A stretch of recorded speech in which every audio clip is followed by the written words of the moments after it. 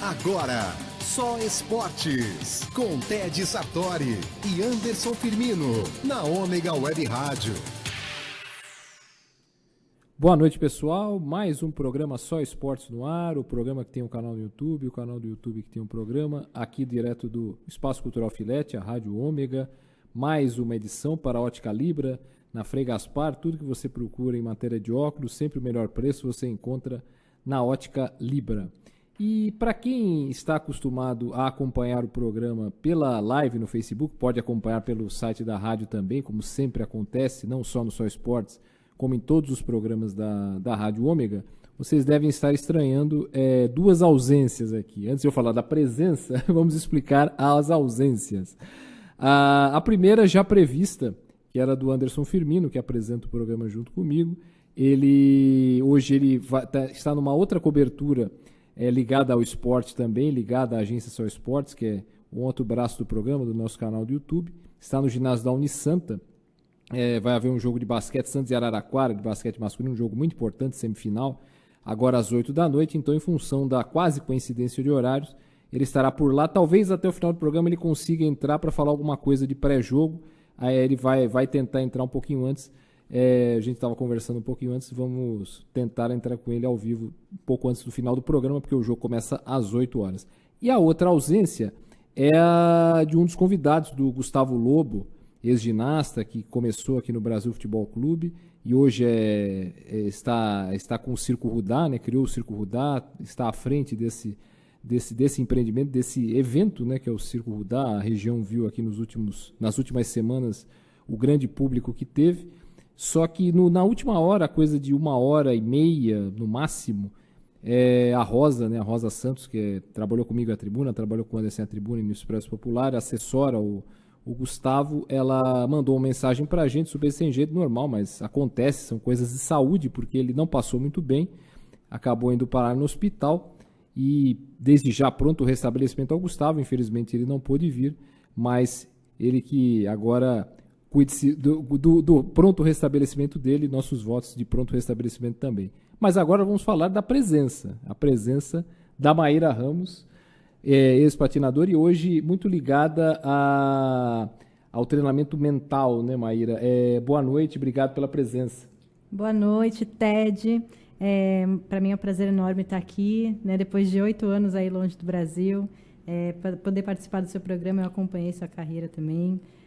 Muito obrigada pelo convite. Obrigado, Maíra, obrigado mesmo. É a primeira, desde que você mora nos Estados Unidos, né? Mas há 8 anos você não vinha ao Brasil, não? Não, eu venho para o Brasil já há 3 anos para dar palestras. Eu fico pouco aqui em Santos, então eu vim em 2017, isso, e dei palestras em 40 cidades. Aí depois, o ano passado, eu fiquei mais também viajando. Durante 2 meses, fiz 26 cidades. Caramba. E aí eu decidi, falei, tá, agora eu vou ficar em Santos e vou fazer o pessoal vir até a cidade que eu treinei a minha vida inteira, que eu me desenvolvi como atleta. E até queria convidar o pessoal que acompanha a live, que acompanha o programa pelo site da rádio, que perguntem, participem, curtam essa live, compartilhem, enfim, façam que a mensagem do esporte, do programa Só Esporte, seja levado para o maior número de pessoas possível. Maíra, você falava dessa tua ausência do Brasil. O que te levou a morar fora do Brasil? Porque você tinha uma carreira de patinadora aqui, você se formou em jornalismo também, né? O que acabou te levando para fora do Brasil? Bom, é até engraçado, né? Porque eu me formei em jornalismo, comecei a trabalhei na Santa Cecília TV. Sim. Aprendi muito lá, eu amava trabalhar lá. E aí eu fui para a TV Tribuna como estagiária, e aí fui contratada. E eu sempre tive o sonho de trabalhar com esporte. E até porque eu fui atleta por mais de 20 anos, né, de patinação. E aí eu fui entender quais eram os requisitos, né, para trabalhar numa Sport TV, numa ESPN e tal. E uma das exigências era: você tem que falar inglês. E aí o Eduardo Silva, grande amigo, foi meu chefe, uma pessoa que eu admiro muito. Ele falou para mim: olha, a gente pode tentar uma vaga lá na Sport TV. Você fala inglês? Aí eu, não. Aí ele: tem que falar inglês. Eu falei: e agora?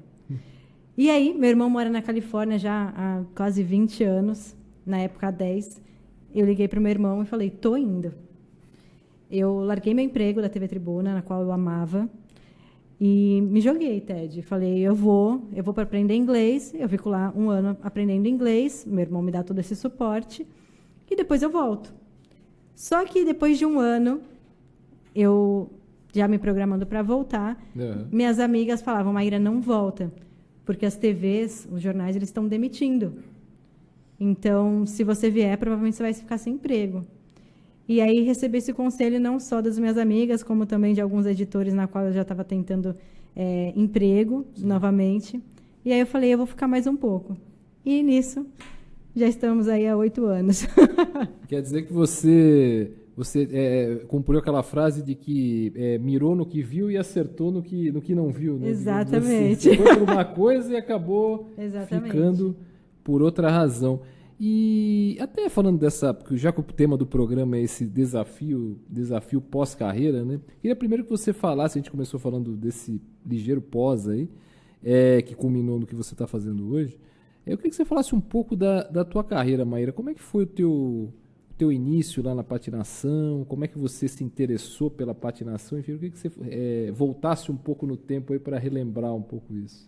Bom, eu entrei na patinação quando eu assisti um show lá no Clube Internacional de Regatas, e eu achei que aquilo muito, muito lindo. E aí eu pedi para minha mãe me colocar na patinação. Ela me colocou na patinação, mas eu não levava o menor jeito para a coisa. E aí minha mãe chegou para a professora e falou, olha, eu acho que eu vou tirar ela da patinação, porque ela é muito desengonçada, ela atrapalha a aula. É mesmo? Isso é inacreditável. É verdade. E aí a Sandra Inforzato falou para minha mãe, por que você não coloca ela de manhã? Porque tem menos meninas, né? Porque eu realmente atrapalhava a aula, porque eu era muito ruim. Então eu caía e atrapalhava, eu tinha 6 anos. 6 anos. Eu atrapalhava as meninas. E a Sandra, por que você não coloca ela de manhã? Porque tem menos meninas, de repente, como o ritmo é mais lento de manhã, ela vai se acostumar melhor. Uhum. E aí foi a melhor coisa que aconteceu, porque eu entrei de manhã e era a Kátia que dava aula lá. E como realmente tinham menos meninas, eu tinha mais atenção. Ah, entendi. E aí eu fui desenvolvendo. Aos 7 anos eu fui para a minha primeira competição, o Estreantes, e peguei em 3º lugar. E ali eu peguei o gostinho da coisa. Só que eu ainda era muito... Eu não tinha muita atenção. Eu sempre tive problemas de déficit de atenção. Uhum. Já dispersa. Muito dispersa. E sempre muito ativa. Então, eu deixava a minha treinadora doida. Mas não da tua treinadora? A Kátia, lá do Inter. Isso. Mas aí eu fui me desenvolvendo. E como eu treinava muito, eu gostava, eu me divertia fazendo aquilo. Eu ganhei meu primeiro título aos 8 anos pré-mirim. E aí fui ganhando tudo. Pré-mirim, mirim, infantil... E fui ganhando tudo até sem querer te cortar, mas até aproveitando o gancho.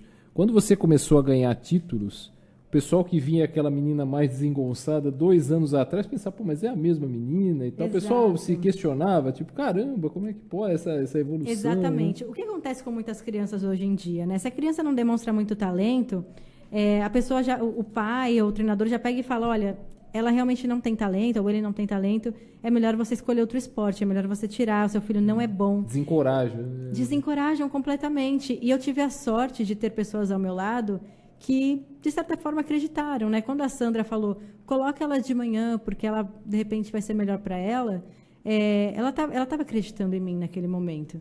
Né? E eu era só uma criança de 6 anos. Então, eu tive essa sorte de ter pessoas ao meu lado que não destruíram assim os meus sonhos, né? E eu gostava muito de patinar, então eu tive muito bacana. Eu estou pensando nisso, realmente foi verdade. Muito legal. Aliás, eu falei que o Gustavo Lobo não está aqui, mas a Maíra, ela trouxe uma convidada aqui. É pena que essa outra convidada não pode dar entrevista, ela não fala. Como é que é o nome da cachorrinha? É Sushi Cristina. Sushi. Por que Sushi não Suzy? É sushi. Porque é de sushi, né? É de sushi mesmo? É de sushi, comida japonesa. Isso. Gente, só porque eu falei que ela queria dar entrevista, agora ela deitou, ficou quietinha. Ela já deve ter aparecido, dado o showzinho dela. Agora ela já tá feliz. Para quem viu a live, para quem tá vendo a live, com certeza já viu. Qual a idade da cachorrinha? Ela tem 1 aninho, ela fez 1 ano essa semana. Ah, é? Ela veio com você dos Estados Unidos? Ela veio comigo dos Estados Unidos, no meu colo, dentro do avião, por 9 horas. Caramba, suportou bem? Suportou bem, ela fez xixi no avião. Eu pisei no xixi dela. Ela não podia ficar no corredor e ela só queria ficar no corredor. Então foi bem tranquilo. Foi bem tranquilo, só que não. Foi bem tranquilo. E Maíra, com o momento, a tua carreira foi decolando, e a carreira me corrija se eu estiver enganado, mas a carreira de patinador ou patinadora, assim como o Gustavo Lobo, que viria aqui de ginasta, é uma carreira que é muito curta, né? É mais curta até muito mais do que em outros esportes, né? A idade, você é considerado velha para aquele esporte um pouco mais do que em outros, mais cedo do que em outros esportes. Por isso até você conseguiu, não sei se foi possível, se planejar um pouco mais para o que viria dali a pouco tempo? Então, é engraçado isso, porque sim, a carreira de patinadora ela é bem parecida com a carreira do ginasta. É um esporte... Eu parei de patinar aos 23 anos e eu era considerada velha. Eu treinava com as meninas de 14, 15 e eu me sentia um peixinho fora d'água. Mas sim, é um esporte que tem curta duração. O auge desse esporte é aos 16 anos, entre os 14, 16, 17 anos, o auge da patinação. E depois vão aparecendo os problemas. Então, o atleta precisa fazer um trabalho de base muito bem feito para conseguir estender isso ao máximo. E aí, eu não me planejei exatamente para... e aí, quando eu vou parar? O que estava acontecendo comigo é que eu estava tendo uma série de lesões, e até que eu tive condromalácia patelar, e fui tratada, muito bem tratada, pelo Dr. Avelino Bongermino. Bongermino, sim. Isso, que tem a Med Fisioesporte. Por sinal, eu encontrei com ele na semana passada, quinta-feira passada, eu estava num evento, ele estava lá, grande fisioterapeuta. Ele é uma grande pessoa, né? Eu tenho muita admiração pela pessoa que ele é, pelo profissional que ele é. E ele fez toda a minha recuperação do joelho, eu tive que fazer uma cirurgia e tal, e daí a gente descobriu outros problemas. E eu consegui voltar no mesmo nível em que eu estava, né? Só que eu tinha um outro sonho que estava já crescendo dentro de mim. Eu comecei a fazer faculdade de jornalismo e eu queria trabalhar em TV, né? Eu queria ser apresentadora, tinha aquele sonho e tal. E aí eu comecei no jornalismo, eu já queria começar a fazer estágio. E para eu continuar competindo no mesmo nível em que eu estava, eu teria que abrir mão do jornalismo. Sim, uma coisa ou outra. Porque a vida do atleta não é simplesmente você vai, treina e vai embora. Exato. Eu tinha que fazer minha fisioterapia, eu tinha que fazer minha massagem e fazer o descanso corretamente. Como eu já estava num altíssimo nível, eu não queria cair o meu nível. Então, eu tive que fazer essa escolha. E eu tive a sorte de realmente botar todo o meu foco, toda a minha energia em uma outra coisa. Porque o que acontece, o maior erro dos atletas que param, eles param e eles falam, e agora? O que eu vou fazer? Exatamente. E comigo não foi assim. Eu parei sabendo exatamente o que eu queria fazer. Então, eu peguei e me dediquei, assim como eu me dedicava na patinação, eu fui me dedicar ao jornalismo. Então, eu fazia na Unisanta e já logo entrei nos estágios lá. Então, comecei a trabalhar no Caderno Regional. Sim. Aprendi muito lá com o pessoal. Trabalhei também no Espaço Unisanta, que é o programa universitário, né, da Santa Cecília. Foi que você trabalhou lá, Maíra? Eu trabalhei todos os anos. Todos os anos? Todos os anos. Não digo, mas o ano mesmo. 2008 eu entrei e saí só em 2011. 2011, 3 anos. Os 4 anos da faculdade você passou 3, Eu passei lá, eu passei. Eu entrei no estágio logo no primeiro ano. No primeiro ano já logo entrei. Aí você fez produção, fiz reportagem, apresentei programa, servi cafezinho, fiz de tudo. Ia pra rua, não tinha ideia do que eu ia fazer. E aí eu chegava lá, e aí o Rubens perguntava pra mim, cadê a Maíra, cadê a pauta? Eu, não sei, calma, fiz a sonora aqui, enfim. E ali fui aprendendo e foi muito divertido.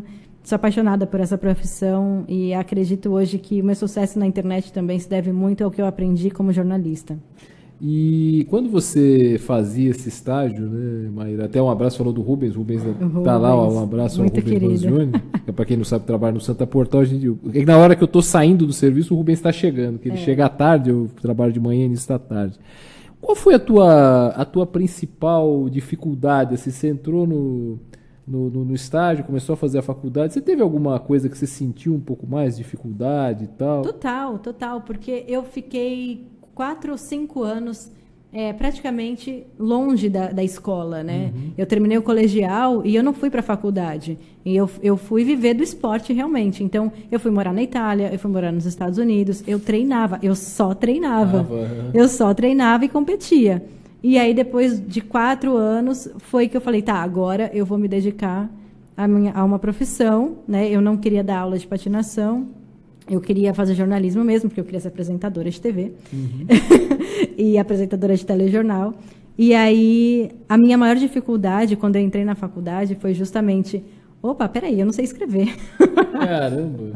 Eu não sei escrever tão bem quanto o pessoal que tinha acabado de sair do 3º colegial e estava estudando para o vestibular, né? Talvez até para você pensasse em TV, né? Quem pensa às vezes em TV pensa que vai falar apenas, mas não é. E não assim, é texto o tempo todo, né? Exato. E aí eu falei, eu não sei escrever tão bem quanto o pessoal aqui. E aí eu pegava as minhas tardes, que antes eu ficava treinando, e comecei a estudar português. Por mim mesma. Então, eu entrei num site lá e ficava estudando erros gramaticais gravíssimos que eu cometia. E como jornalista, não dá, né? Não dá. Eu chegava lá na redação para fazer as pautas com erros de português. Nossa, era terrível. E aí, a mesma dedicação que eu tinha para o esporte, eu resolvi ter essa mesma dedicação para o jornalismo. Então, eu posso te falar sem medo de errar. Eu estudava mais do que todo mundo ali. Até justamente por você se sentir mais defasada, digamos assim. Atrás, e como eu fui atleta a minha vida inteira, ficar para trás para mim não dá. Não dá, exato. Eu não queria perder de ninguém. A competitividade entrando. Exatamente, eu não queria perder, eu queria ser a melhor da sala. E eu não tinha melhor texto, eu não era aluna mais aplicada. Eu era aluna mais aplicada, mas eu não era a melhor aluna. Então, quando o pessoal tirava 10 nos textos, eu tirava 5. Mas aqueles 5 comemorados, suados. Muito suados. Mas eu acredito de verdade que eu estudava mais do que todo mundo e que eu me dedicava mais do que todo mundo ali. 2 estágios de graça, não ganhava nada por estagiar, só depois, quando eu fui trabalhar na TV e tal. Eu ganhava bolsa na faculdade. Sim. E era puxado, assim. Então, eu tive que me dedicar mais que todo mundo. Eu vou até aproveitar que eu vou ler algumas participações aqui. Tem várias aqui do Giovanni Giovagnoli. Não sei se você conhece. Conheço, Quem claro. que é o Giovanni? Giovanni. Ele é atleta, não é? É isso, é marido da Angélica, nossa treinadora. Sim, é ele verdade. já mandou várias carinhas, palminhas. Falou do atleta campeão, que daqui a pouco a gente vai perguntar a respeito, você vai detalhar um pouco. A Maria Aparecida Coelho Dias, boa noite. Ted Maíra, boa noite. Maria Aparecida, obrigado pela audiência. O Fernando Pessoa, grande nome da patinação brasileira, parabéns pela convidada, né, no caso. Obrigado, Fernando, obrigado mesmo. Obrigada. E tem uma outra aqui que talvez você conheça, até pela referência que ela fez, que eu também não sei, você vai explicar. A Patrícia Passarelli, ela fez uma hashtag aqui, Menina do Laço. Que história é essa de Menina do Laço? Menina do Laço é a filha dela, que é nossa atleta, seguidora do Atleta Campeão, faz todos os nossos treinamentos. E é uma menina incrível de 12 anos, que é maravilhosa, patinadora. É o futuro da patinação, gravem esse nome, Menina do Laço. Como é que é o nome dela? É a Melissa. Melissa. Isso. E ela é menina do laço porque ela usa um laço? Porque ela tem a marca dela, que é justamente esse laço. Ela começou a usar o laço. É mesmo? E eu conversei com a mãe dela. Eu falei, vocês precisam vender isso.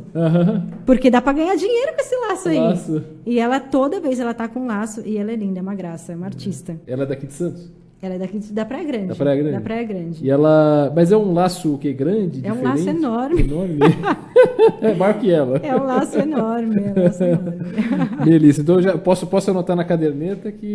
Pode trazer ela aqui porque ela fala super bem. É uma criança de 12 anos que fala melhor do que muito adulto de 18. Caramba, 20. Que maravilha. Então é sinal que não é só o laço que é famoso. Não, e ela acabou de ir para um sul-americano e ela ganhou 3 medalhas de ouro lá. Olha, que maravilha. E uma de prata. Que maravilha. Promessa aí na patinação. Que beleza.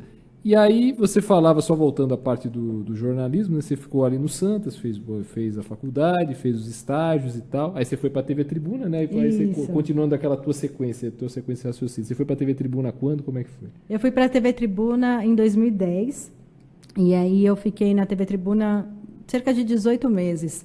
E foi um período de muito aprendizado, onde eu trabalhei com jornalismo factual, que não era exatamente o que eu fazia no Santa.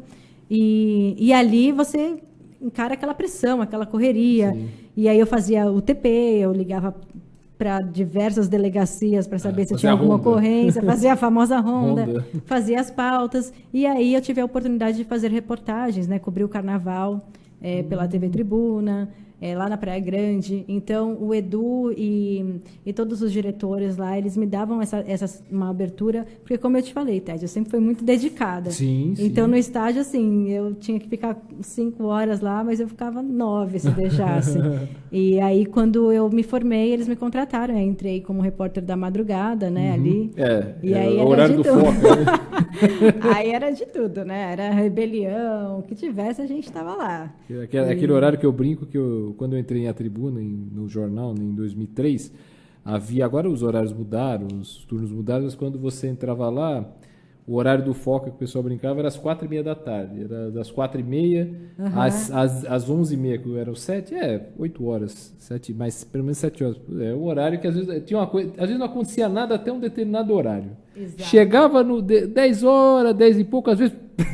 Aí acontecia alguma coisa. Não sei se contigo aconteceu coisa assim. Aconteceu um episódio muito engraçado, porque justamente estava nessa coisa assim, dia parado, né? A gente fazendo aquela pauta ali que provavelmente vai cair, porque vai exato, na hora. Tá tranquilo. E aí, de repente, uma foca ficou encalhada.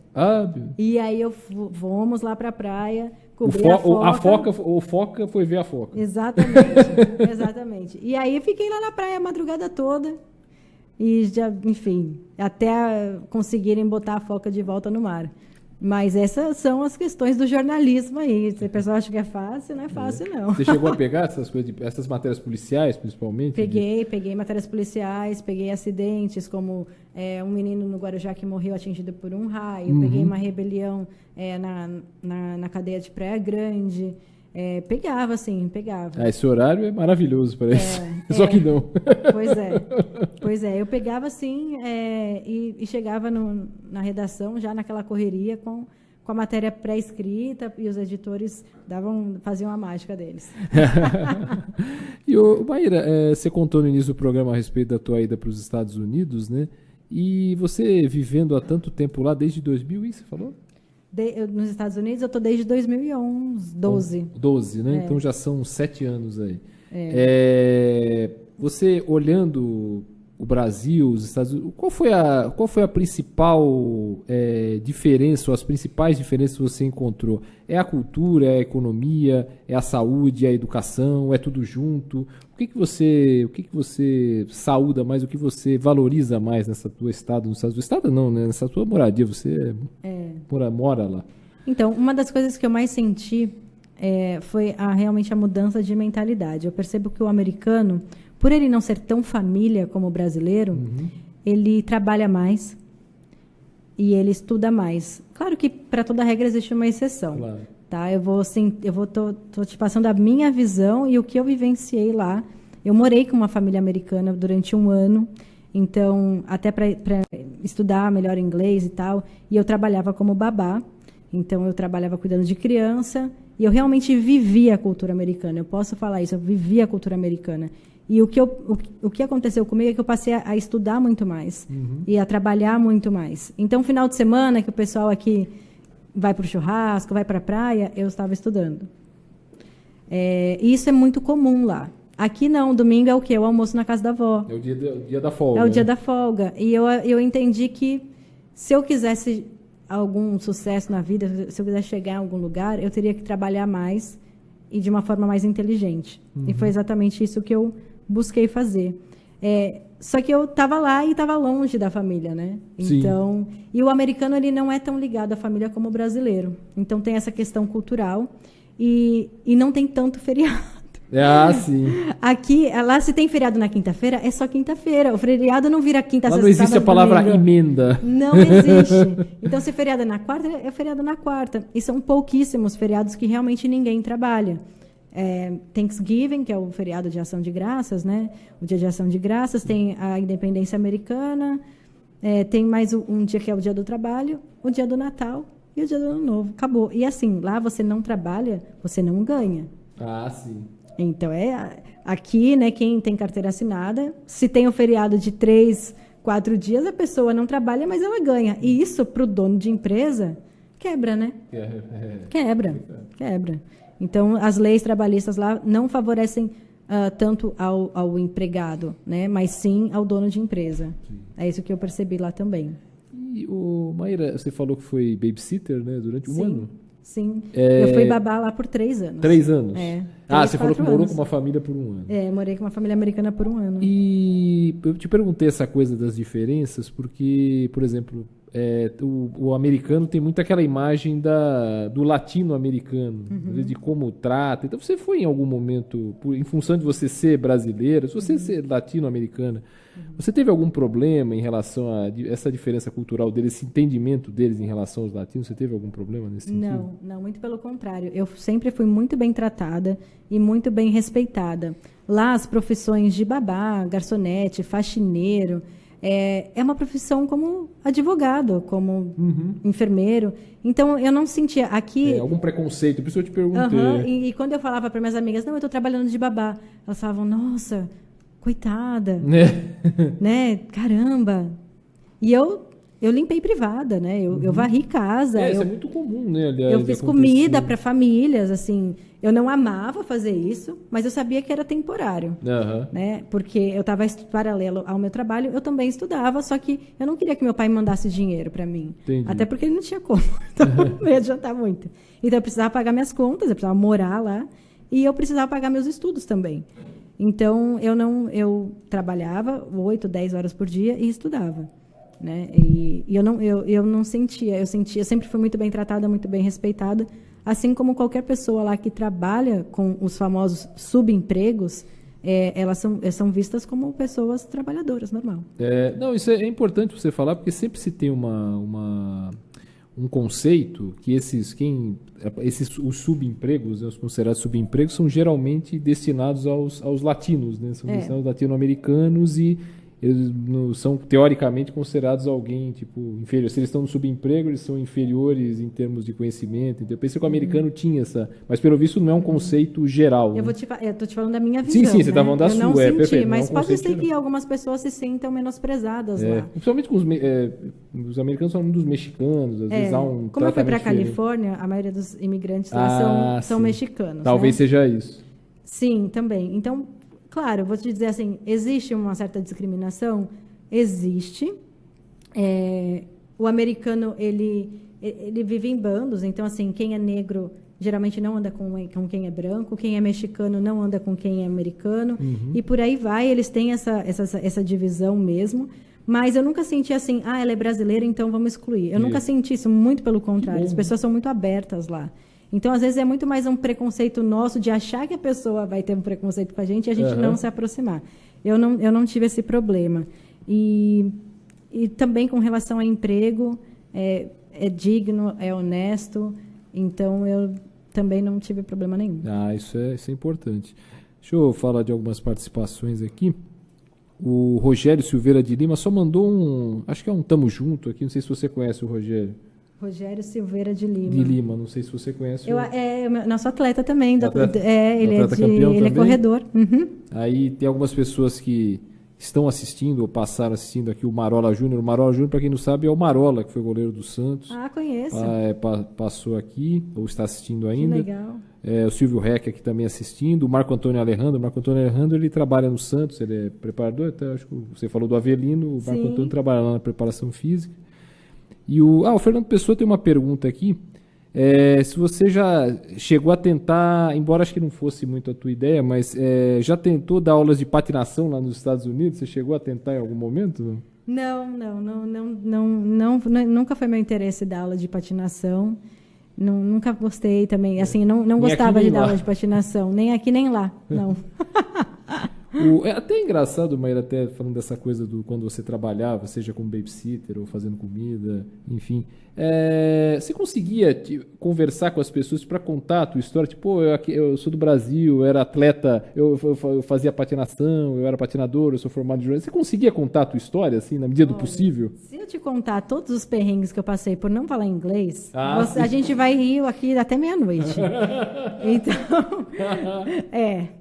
no primeiro ano, eu não falava inglês, então, mas você sabe, eu sou dedicada pra caramba. Então, eu estudava o tempo todo, eu quis morar com uma família americana de propósito para falar inglês só. Eu evitava ao máximo falar com brasileiros, falar com os meus pais.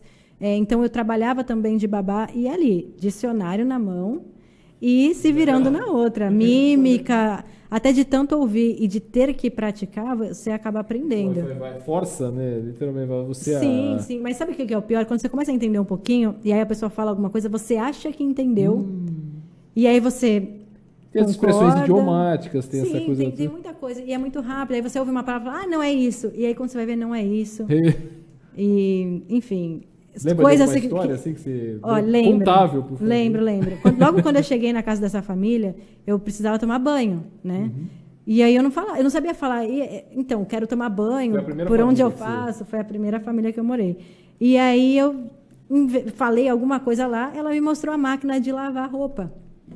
Você falou wash, de repente, provavelmente eu devo ter falado wash. Aí ela me aprendeu, ela me mostrou a máquina de lavar roupa, aí eu, não, wash. Provavelmente foi isso mesmo. Deve ter sido isso. E assim, coisas assim, de perrengue total mesmo. Caramba. De perrengue total. Como eu trabalhei de babá, eu não sabia como é que falava a fralda, aí depois eu fui aprendendo, e aí... Até entender que fralda era fralda. Nossa. Foi uma... Você aprendeu no dia a dia mesmo. Foi, na marra. mesmo. Sofri bastante também. Chorava, ligava para casa. Então, assim, quem está pretendendo morar fora aí, segura o coração. Porque muitas vezes você pensou, não, quero voltar, chega disso. Quantas vezes eu não pensei ainda? Todos os dias. Eu pensava em ir embora todos os dias. Caramba, eu só pensava assim, um dia, é só mais um dia. Eu vou aguentar. Porque o meu objetivo era ficar 1 ano. Então eu falava, eu não vou... Pelo menos 1 ano eu vou ficar. Para mim ia ser uma derrota muito grande se eu desistisse. Então eu falava pro meu pai, eu vou aguentar. E eu chorava quase todos os dias. Eu vou aguentar. Porque assim... Poxa, que legal, você tá morando nos Estados Unidos, uma coisa aí para os Estados Unidos, para Disney, de férias, e aí você vai lá no Outlet, compra o tênis da Nike que você tanto queria. Depois, quando você mora lá e você não tem seus amigos, você não tem a sua família, você não tem a sua rotina, e aí você tem que se submeter a fazer um emprego que não é, né, no qual eu era formada. Então, é como se eu estivesse dando 20 passos para trás na minha vida, né? Tanto profissional quanto social também. Não tinha amigos, não falava inglês. E aí eu muitas vezes passava ali sábado, domingo, sozinha, sem conseguir me comunicar, chorando e falando, eu vou aguentar. Caramba. Foi, de repente, agora até passando pro tema do evento, né, que você vai falar, foi ali, acho que você começou a ver como o treinamento mental, embora seja outra coisa, acaba sendo importante, né? Não, Ted, foi exatamente isso, porque eu comecei a ficar tão mal, me sentir tão sozinha, que eu falei, não é possível, eu tenho que fazer alguma coisa. Né? E assim, eu nunca fui muito adepta de tomar remédios, essa coisa assim, mas eu poderia dizer que eu estava em depressão? Talvez sim, talvez não, mas eu comecei a buscar conteúdos que me fizessem bem. Então, eu comecei a ver filmes motivacionais, ler livros de autoajuda. E aí, aos poucos, eu fui voltando ali, né, a ser a Maíra feliz que eu era. E aí foi quando eu decidi, eu falei, eu preciso escolher, eu não vou voltar mais para o Brasil, o que eu vou fazer da minha vida? E eu sempre gostei muito de desenvolvimento pessoal, né? E aí eu falei, bom, eu vou me matricular nesse curso aqui, que era um curso justamente de como você trabalhava a sua mente para ter mais saúde, disposição. Isso em que ano foi, mãe? Isso foi em 2014. Lá nos Estados Unidos mesmo esse curso, lá na Califórnia. Lá nos Estados Unidos. Só que o curso custava $10 mil e eu não tinha esse dinheiro. Quanto tempo de curso seria? 1 ano. 1 ano. Porque a gente vê muitos cursos de coaching aqui de 3 dias, né? Pois depois a gente até vai falar disso. E assim, eu juro que eu fico bem espantada quando eu vejo um curso de coaching de 3 dias, eu falo socorro. E aí o meu curso de coaching lá foi um curso de 1 ano, e era um curso bem intenso, onde diariamente a gente precisava mandar coisas. Era um curso à distância, com um evento presencial. E eu estudei por 1 ano, muito. Só fui começar a atender depois de 6 meses. E aí me formei em coaching. E comecei já a atuar, mas não tinha cliente. Aí que veio... E aí eu falei, caramba, tá, agora eu tenho essa formação, mais uma formação e não ganho dinheiro com isso. Eu preciso dar um jeito. E aí fui pesquisar o que o pessoal estava fazendo na minha área que ganhava dinheiro, que tinha cliente. E aí eu conheci um negócio chamado marketing digital. E aí fui para o marketing digital, comecei a estudar. E aí eu comecei a publicar nas redes sociais. E o que eu comecei a publicar nas redes sociais? Justamente histórias de inspiração da minha vida de atleta. Então, um texto meu que viralizou na internet, que foi o primeiro texto que viralizou... 2015 já? Não sei. Isso foi em 2016. 16, né? 2016. Eu já estava... tá certo. Eu já estava como coach ali uns 2 anos já, 1 ano.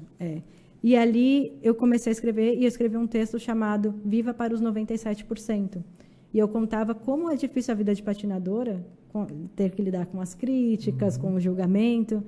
E esse texto viralizou. Teve um alcance de mais de 500 mil pessoas, viralizou no Facebook, sem colocar R$1 de tráfego, de nada.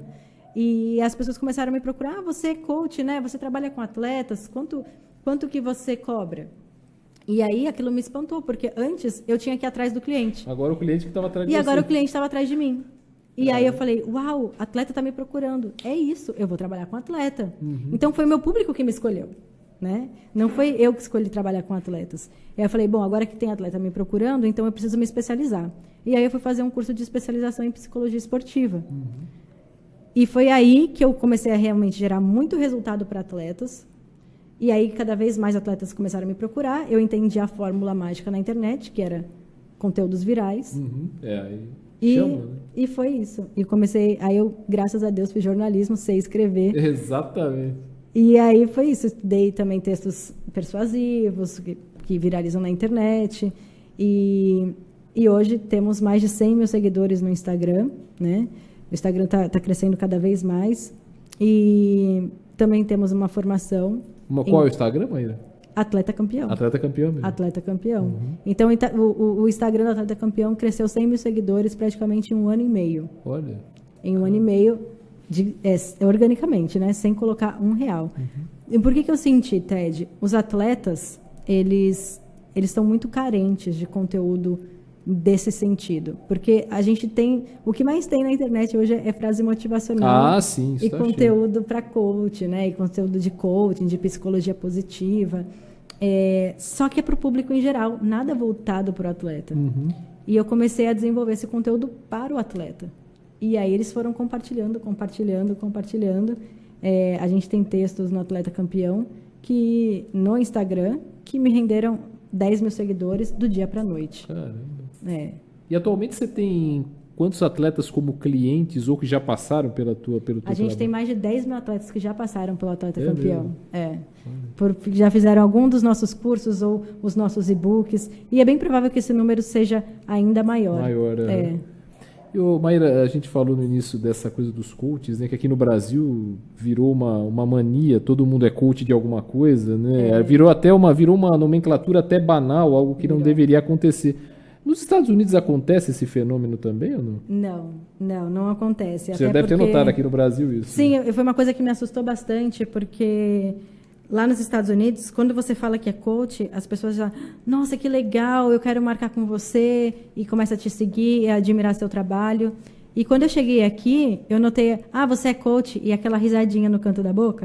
Sim. Aí eu, peraí, tem alguma coisa errada. A pessoa pensou assim, mais um. Exato. Mais uma. E aí eu parei de falar que eu era coach. Você parou? Aqui é mesmo?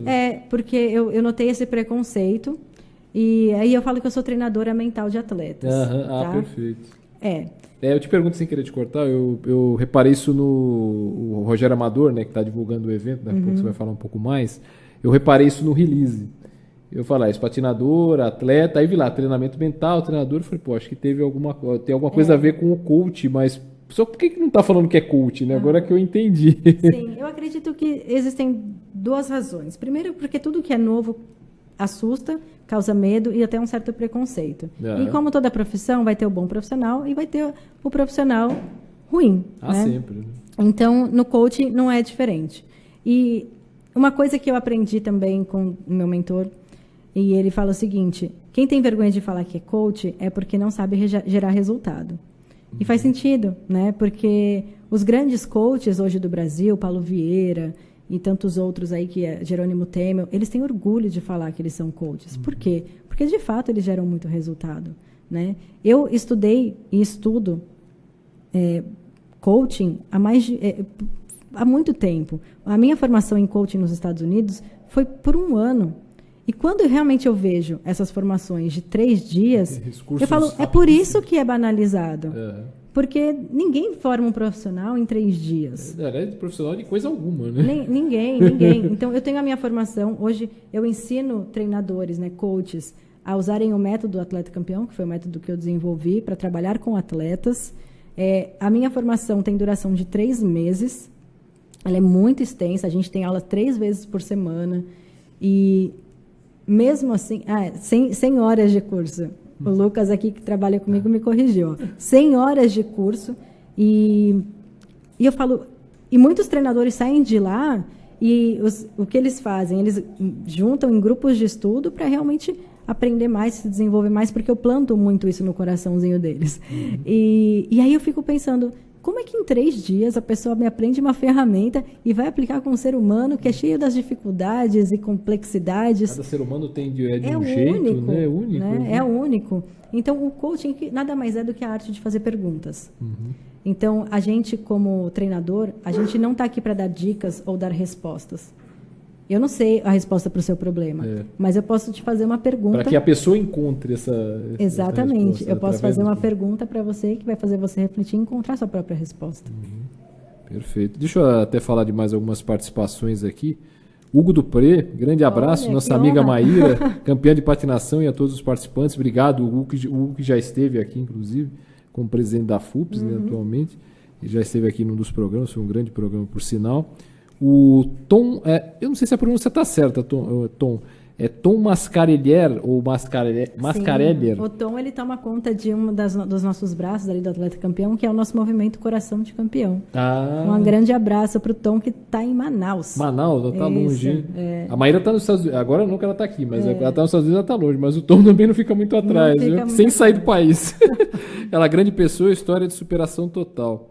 E o Thiago, deve ser Thiago alguma coisa. Acho que na hora de fazer o perfil do Facebook deu uma duplicada aqui. Visionária, gratidão, Maíra. Não sei se ele fez o curso. Thiago é nosso treinador também. Treinador? Ele é especialista em futsal. Especialista em futsal. Diz uma coisa, tem vários... para cada modalidade, Maíra? Sim. Tem vários... Sim, o que acontece? Cada modalidade tem as suas particularidades, né? O atleta de CrossFit...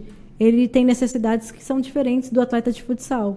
Né? O atleta de futsal, o jogador, ele tem que lidar com o time, equipe, são outras necessidades. Então, o nosso foco dentro do Atleta Campeão é justamente formar treinadores mentais, especialistas em determinadas modalidades. Então, hoje a gente tem CrossFit, Jiu-Jitsu, Judô, futsal, vôlei, natação. Cada um com o seu treinador. Exatamente, porque o atleta... Ele é que nem o médico. Tem o clínico geral e tem o médico, o ortopedista, né, o oftalmo. Cada médico vai se especializar naquela área, porque ele vai ser melhor ainda. Então, eu acredito de verdade que esse é o futuro. Né? Vai ter o treinador mental de CrossFit, o treinador mental de pôquer. E a gente também está atuando na área de pôquer e na área de esportes, que é um mundo gigante, sabia? Sim, esportes é incrível, incrível. Que está crescendo. É um mundo gigante, que é fascinante também. Porque o esporte, inclusive, até agora é um pouco menos, né? Porque o esporte ganhou a mídia, ganhou a imprensa, ganhou as transmissões esportivas aqui no Brasil. Nos Estados Unidos é algo, acho que acontece há mais tempo, acredito eu. E não sabe o quanto é importante o treinamento mental, o psicológico, né, da coisa, para você enfrentar um desafio daquele, né? Porque o pessoal pensa que jogar videogame é sentar num sofá ou numa cadeira e ficar controlando um joystick. Não é assim. A gente precisa parar com essa mania de julgar, né? Ainda mais a gente não vive aquele universo. Exato. O universo de games, né, de videogames, é um universo que rola muita grana. Primeira coisa. As premiações são milhões. O pôquer é a mesma coisa. Eu posso falar para você, os meus atletas de pôquer, eles são extremamente dedicados. Eu não vou cometer a injustiça aqui de falar que eles são mais dedicados do que os outros, mas são. Maíra, eu queria que você falasse agora do evento que vai acontecer no dia 26, né? Lá no Bourbon, né? No hotel lá no Gonzaga. Queria que você falasse um pouco o treinamento do atleta campeão, né? Isso. O que vai acontecer, quem que virá? Eu queria que você desse uma geral, um serviço para quem estiver interessado. O que vai acontecer? O que é preciso para comparecer? Então, dia 26 de outubro, aqui em Santos, é a cidade que eu cresci, que eu me desenvolvi como atleta, a gente vai fazer o primeiro evento de performance, de alta performance, trabalhando mente, corpo, comportamentos, a questão do patrocínio. Então, são bem-vindos atletas, ex-atletas, profissionais de educação física, pai e mãe de atleta, treinadores, todas essas pessoas que querem trabalhar no meio esportivo, no mundo esportivo. Pai e mãe de atleta precisa de vez em quando. De vez em quando? Eu estou sendo gentil, Eles precisam, porque, Ted, eles são parte do time. São parte do time. Não adianta nada você ter o jogador ali, tal. Se chega em casa, o pai briga porque ele não treinou direito. Verdade. Né? Então, pai e mãe de atleta, a gente também dá esse treinamento. Então, vai acontecer dia 26. Quem quiser saber todas as informações, é só entrar no Instagram, Atleta Campeão. Tem um link lá na bio, é só você clicar lá. E lá no Instagram você pode também me mandar um direct, eu tenho a Mila que responde tudo para mim. E você vai ter acesso a todas as nossas informações, também para você saber todos os detalhes do evento. Começa às 9 horas da manhã. E vai até às 6 da tarde, não é isso? E vai por volta das 6, 8... Pode se prolongar. A gente pode ficar lá até as 9.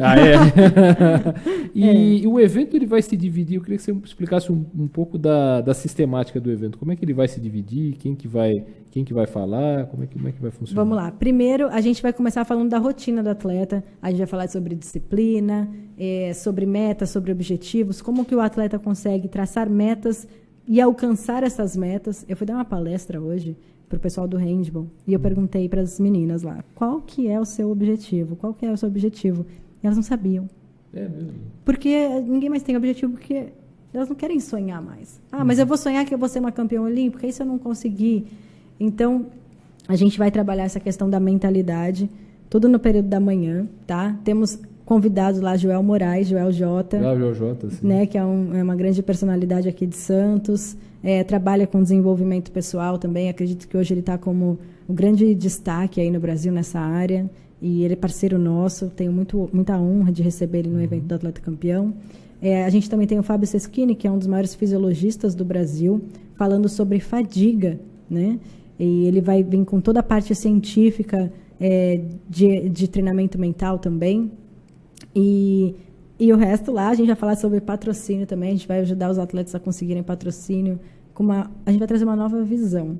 Então, o atleta que for, ele pode entrar lá e pode sair patrocinado. Caramba, olha só, hein? É o inovador, realmente, no Brasil. E você, além de organizar o evento, você participa nas palestras? Como é que você... Sim, eu que vou dar todo o treinamento. Né? Eu que vou dar todo o treinamento. Hoje a gente tem 60 treinadores, né, no Atleta Todos Campeão. estarão aqui? No... Quase todos, porque a gente tem muitos treinadores fora do Brasil também. A gente tem treinadores na Ásia, a gente tem treinadores por toda a Europa, Estados Unidos. Então, os nossos treinadores eles estão espalhados pelo mundo. Então, não são todos que vão conseguir estar presentes. Maravilha. E é a primeira vez que você promove o evento, né, como você falou. Isso. E justamente em Santos, né, a cidade escolhida não poderia ser outra, né, Maíra? É um super desafio, com certeza. Deixa eu ler mais algumas participações aqui. Um abraço ao Gilson Ribeiro. Gilson Ribeiro, para quem não sabe, é jornalista, foi repórter da TV Bandeirantes, também está acompanhando aqui o programa. O Thiago respondeu aqui, o que você já tinha respondido, né? Que ele é treinador do Atleta Campeão. Isso. O Júlio Abreu, sensacional. Parabéns, Maíra. Seu trabalho é sensacional. Fale dos seus projetos para o poker e esportes, que você estava falando agora. O Júlio é nosso treinador focado em poker. Por isso até ele falou do poker aqui. Ele também está com esportes também? Ou ele é focado em poker. Só em poker mesmo. É que ele citou o esportes, pensei que ele tivesse alguma coisa a ver também. Aí eu estarei lá. Pô, Júlio, você tem que estar mesmo. Tem que estar. Senão a Maíra vai cobrar você. O Rogério Silveira de Lima, nos vemos lá, aqui ele falando que estará lá, que já tinha comentado aqui. Aí faz aqui mais de 10 horas de muito conteúdo. E, Maíra, a gente já está caminhando para o final do programa, né? Queria te agradecer pela participação, pela atenção. E eu queria que você deixasse uma mensagem. Aliás, você já deixou várias aqui. Para quem acompanhou, para quem acompanhou o programa desde o início, certamente já captou várias mensagens que a Maíra deixou em razão das histórias que ela contou, dos problemas que ela enfrentou e como ela superou. mas eu queria que você sintetizasse numa mensagem final o que você gostaria de passar para quem, de repente, está em algum momento, você, de repente, alguém que está vendo o programa e está passando por algum momento desses que você viveu, seja dificuldades no exterior, seja a carreira de atleta que não vai bem por qualquer motivo, enfim, ou a carreira do jornalismo que de repente não tá legal, enfim, qualquer coisa que seja análoga a que você viveu, que conselho, não sei se conselho seria a palavra, mas que recomendação, que dica, enfim, você deixaria para essa pessoa? Muito bem, eu acho que em tudo que eu aprendi nessa minha trajetória, ficou muito claro para mim que o sucesso ele não vem antes do esforço. Eu acredito, Ted, que todo mundo aqui quer ter sucesso em alguma coisa, quer ser reconhecido em alguma coisa, né? E quer ser feliz. Com certeza. E não existe fórmula mágica para isso. Acho que a gente chegou a um ponto que a gente se acomodou e a gente aceitou muito a situação. O Brasil está em crise, ninguém tem dinheiro, as empresas não estão contratando. Se conformou, né? Se conformou. E eu vou te falar, muitas vezes o momento de crise pode ser o melhor momento, porque vai ser o momento que muita gente vai ter que acordar e sair da zona de conforto. Uhum. O meu momento de crise, que foi quando eu mudei para os Estados Unidos, foi o meu melhor momento, porque foi ali que eu precisei sair da minha zona de conforto e realmente aprender coisas que eu não sabia, e me virar sozinha, e lidar com os meus medos, com os meus traumas. Então, ao invés de você, né, ficar nessa posição passiva, de aceitar e de achar que, eu estou com um problema aqui, deixa eu tomar um antidepressivo, não sei o quê. Claro que às vezes você vai precisar mesmo, mas muitas vezes entendem que o fundo do poço pode ser a melhor coisa que está acontecendo para você. Né? Então, eu acredito que muitas vezes os problemas eles estão fantasiados de oportunidades. Existe uma frase até que é muito comum, é até um clichê, mas acho que vale exatamente o que você está falando. Com crise se cresce. Tem uma frase muito curtinha, mas acho que é bem isso, né? Você identificar na crise uma oportunidade de crescimento. Exatamente. E saia da zona de conforto, né? Se mexe. Aliás, por tudo que você contou, você saiu acho que várias vezes da zona de conforto. Não foi uma vez não, foram várias. Eu procuro justamente sair o tempo todo da minha zona de conforto. Fazer esse evento em Santos, com capacidade para 800 pessoas, sai completamente da minha zona de conforto. Todas as vagas já estão ocupadas? Não? Estamos chegando lá. É mesmo? Estamos chegando lá. Quem quiser se inscrever ainda pode? Não? Pode sim. Aí como é que, só recapitulando a parte de inscrições, Maíra, como é que... Parte de inscrições, vai lá no Instagram do Atleta Campeão, clica no link que está lá no perfil e você vai ser direcionado para uma página, tá? Esse é o jeito mais fácil. Aí e lá estão todas as informações. Essa coisa, estão todas as informações, exatamente. Enfim, exatamente. Perfeito. E você volta quando dos Estados Unidos? Eu volto em novembro. E aí depois eu volto para cá, porque o Hugo do Prêmio convidou para apresentar o prêmio, né? O prêmio da cidade, dos atletas. Aquele do fim do ano, agora me fugiu o nome, que tem os melhores atletas do ano e tal. Isso. Então você vai, e logo volta. Exatamente. Volta em quem? Em dezembro? A minha vida é essa. Ir voltando. Você tá no avião direto. Exatamente. Aí depois, em dezembro, deve ser essa premiação, geralmente isso. Aí depois disso, você volta para os Estados Unidos. Aí eu devo fazer um tour pela Europa para visitar nossos treinadores. A gente está colocando o Atleta Campeão lá também. Aí uma outra volta ao Brasil já está prevista? Né? Aí depois volto para o Brasil, aí depois vou para Tóquio, né? Sim, é verdade. Ano que vem ano de Olimpíada, né? Atletas, que vem um ano nobre para o seu trabalho e para o trabalho de muitos atletas. Tem muito trabalho. Maíra, mais uma vez, muito obrigado pela participação, pela atenção, pela oportunidade de contar com você, viu? Eu que agradeço toda a sua audiência, quero todo mundo lá no evento, vai ser algo realmente incrível para os atletas aí. Com certeza. Pessoal, muito obrigado mais uma vez pela audiência. Mais um programa Só Esportes concluído. O programa que tem um canal no YouTube, o canal do YouTube que tem um programa aqui direto do Espaço Cultural Filete, da Rádio Ômega, para a Ótica Libra, na Frei Gaspar. Tudo que você procura de bom preço no seu óculos, você está precisando fazer um óculos, vá na Ótica Libra, certamente você vai encontrar um bom preço. Lá na Frei Gaspar, no centro de Santos. Semana que vem, próxima quarta, mais um Só Esportes no ar, com a presença do Anderson Firmino, que estará de volta, junto comigo e junto com outros grandes convidados. Um abraço, pessoal. Até a próxima. Tchau, tchau. Essa é a sua rádio. Rádio Ômega. Ligada em você.